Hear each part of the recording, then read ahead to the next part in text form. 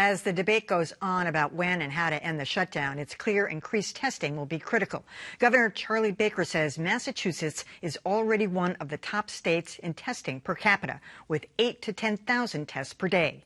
But as Liz Neisloss tells us, in the long term, some will need a lot more testing than others. Even before the outbreak of COVID-19, emergency responders had no idea what they'd find when answering a call. Now there's even more uncertainty. We could be walking in and touching the same doorknob or even walking through the same hallway that someone coughed in while they were exiting the building. We're being exposed. Nearly 200 firefighters in the state have tested positive. Robert Van Zant was one of them. I was just cold, hot, cold, had that, feverish type feeling. I checked my temp, I was 100.5.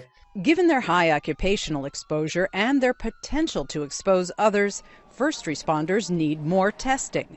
But even with more sites like this one in East Boston, an analysis by the Harvard Global Health Institute found there's only 1/3 of the testing available that's needed to safely reopen the state. When we have enough testing, and we are not there yet, but when we have enough testing, we're going to be wanting to test different kinds of people with different frequencies. So, Dr. Rochelle Walensky, chief of infectious diseases at Massachusetts General Hospital, says it's not just medical professionals who'll need extra testing. People who have ready access to many people in the population, like first responders, like teachers, will merit more frequent testing and asymptomatic testing. For now, more personal protective gear is the best defense, gear that was lacking when Van Zant got sick. He was on a routine EMT call at a local hospital when he and his partner were accidentally led into a COVID area. All I was wearing was my uniform, a simple mask, and gloves.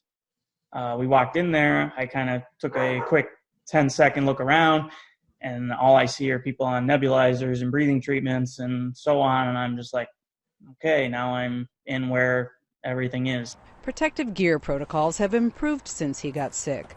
Van Zant hopes it will be enough protection for both first responders and their families. Days after he was homesick, his pregnant wife also got sick. And it hit me out of nowhere. I had a 100.4 fever, cough, my chest was really tight, shortness of breath. She knew her husband's job could bring the virus home. I mean, it's virtually, I feel like, impossible if you're living in the same house with somebody to not get it. And as long as risking exposure is just part of a first responder's job, testing will have to stay a public health priority. Liz Neisloss, WGBH News.